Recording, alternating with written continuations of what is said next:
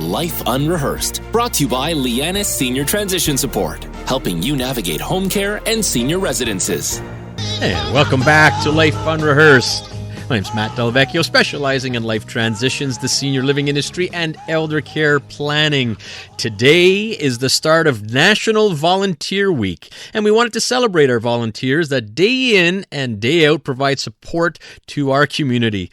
Many organizations rely on volunteers, and it can be such a rewarding experience giving back to others. And there's so many local organizations, such as our hospitals and our senior centers and men's and women's shelters, organizations like Cummings Center, Abovas, Big Brothers and Big Sisters. The list goes on and on. In fact, I'm going to be interviewing a couple of these local organizations at around 4:50 p.m. But first, let's get the big picture regarding volunteers. I'd like to bring in Chad Lubelski. Chad is the Vice President, Strategy, Impact and Development at Volunteer Canada. Chad, welcome to Life Unrehearsed. Hi, Matt. It's nice to be here. Well, Chad, thank you for joining me here. First off, what is Volunteer Canada? Well, Volunteer Canada is a national organization. We're a charity, and we have 1,100 members across the country. And broadly speaking, we support research, we support engagement, convening, we support a volunteer movement in Canada through our membership. Well, 1,100 members, nice and so important. It is actually Volunteer Week, and, Yes.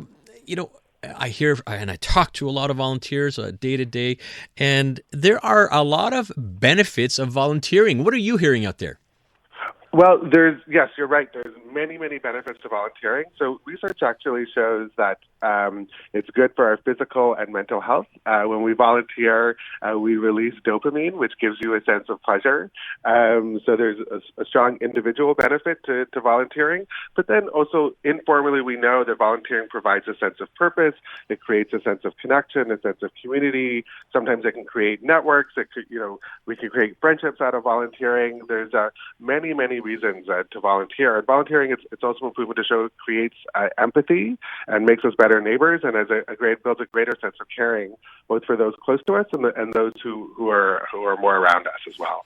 Yeah, for sure. And absolutely a sense of purpose, particularly for those that may have a time on their hands because of either they're retired or they just want to help out, even if they are working.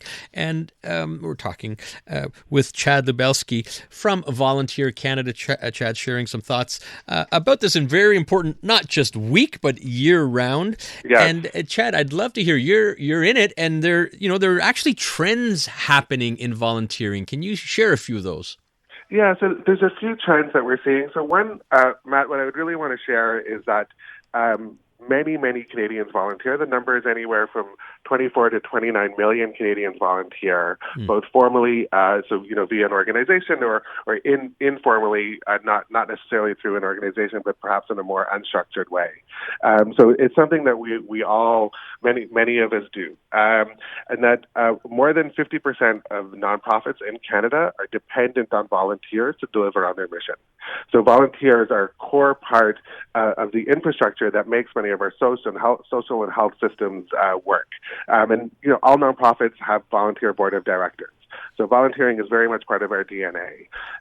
All that said, one of the things that we are seeing, and we do need better data on this, but one of the things that we're seeing is that volunteering participation rates are starting to go down. And we're seeing that for a number of different reasons. As we come out of the pandemic, one of the things that we're hearing from some of our demographics that are feeling a bit more vulnerable, a bit more concerned about health and safety, and often that can be older adults, but it's not just older adults, or maybe a little bit worried about their own health care, their own health and safety, about in being in person. Sometimes what we hear is from some of the younger demographics, some of the volunteering opportunities might not be 100% what they're looking for. They might be looking something a little bit more that they're able to design. So what we're trying to do, as we celebrate volunteers this week and all throughout the year, is thinking about what is the next phase of volunteering and contribution and participation look like in Canada as we emerge from the pandemic, and really in many ways have a very different country, both in terms of demographics and just who's here, than what we might have had 20 or 30 years ago. Yeah, it's certainly a concern if there is a bit of a decline, or we'll call it the concern of people volunteering since the pandemic, particularly older Canadians that might be a little hesitant. And I think many of these nonprofits have to rely on these volunteers. I think we're beginning to see a little bit more of a comfort level, but for sure, many of these nonprofits and organizations relying on volunteers have been hit by this. I think we're also starting to see, whether the term is micro-volunteering or customizing your volunteer efforts to what you really enjoy. Like anything, it makes sense. We're talking about volunteering in broad strokes, but at the end of the day, it's an individual experience, right? And so I think that's what we need to seek out as individuals. I think it's part of being human. It's part of the human experience to want to be part of a community, to want to give back, and to want to get to know and connect with the people around you. So what I think we need to be thinking about is, and what are the pathways for us to do that? And invariably, that will look a little bit different. With part of the beauty of being human is that we're all different. We all have unique needs and interests. And so I think we all need to find the volunteering or the participation experience that works for us. It's not one size fits all. Listening to Life Unrehearsed, Matt Delvecchio here, and we're talking with Chad Lubelski about the importance of volunteers as we celebrate National Volunteer Week. You want to customize your volunteering efforts. I think you're even seeing a bit of a trend, Chad, with these mini projects, right? It's not necessarily, a 6 month or a 1 year or just this is what I do all year round. Are you seeing more of these little projects that are appealing for volunteers? Yeah, we're definitely seeing that. What we're seeing is groups of individuals getting together and sort of these micro care communities that spring up, do something specific, whether it's to get somebody who needs maybe some help getting food or access to healthcare, whatever, we have, depending on an individual situation, there's different ways that we're sort of springing into action. And people are doing that independent of organizations, right? We don't necessarily need an organizational infrastructure to help us help our neighbors, but sometimes the organizational infrastructure can help with the sustainability. So we're seeing neighbors, and I think we've always seen this, neighbors stepping up, and now we have, it's easier for neighbors to step up and step in as needed. And then, I think we definitely saw this last week. Yeah, I was just going to say, for sure. Right? We're seeing much more volunteering and spontaneous volunteering with disaster relief.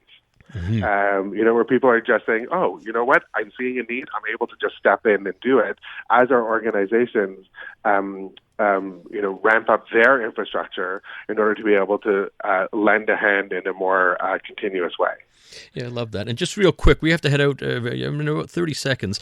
But when we were talking off air, Chad, you had said, you know what, some people want to volunteer, but they just don't know where to turn to. So what do you suggest about going about volunteering?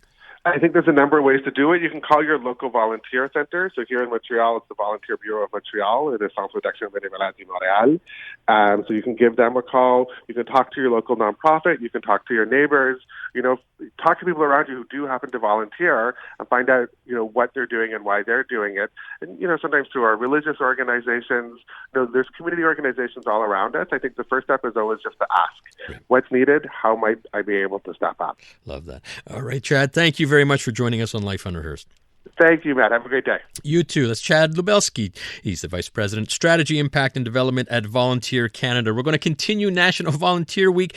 We're going to highlight a couple of nonprofits, and one in particular is very dear to my heart. We're going to be talking with Nova West Island and the Thrift Shops for Nova. That's going to come up after we get a traffic update. And welcome back. You're listening to Life Unrehearsed. I'm Matt Delvecchio, and we're celebrating volunteers during National Volunteer Week, which gets underway today, April 16th. So many different organizations that need to rely on volunteers are true unsung heroes. A couple of organizations that are dear to my heart are Nova West Island and the Thrift Shops for Nova. I'd like to bring in Marie-France Junot, who is the Executive Director of Nova West Island, and I also have Liz Parker on the line. Liz is the founder and president of the Thrift Shops for Nova. Welcome both of you to Life Unrehearsed.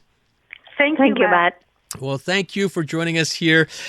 Just love Nova. And Marie-France, we're going to start with you. And can you maybe give our listeners a description of what Nova West Island does?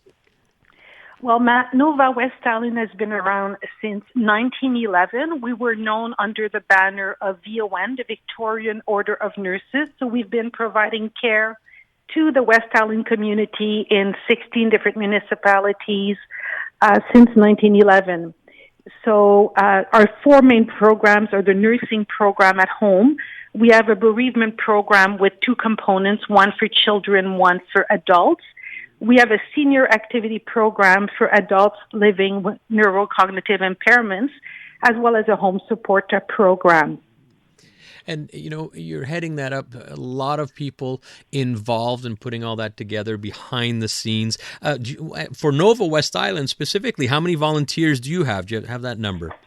I'm very proud of that number. As the executive director, I manage 30 different staff members, but we do have 185 active volunteers that support us in all of our programs.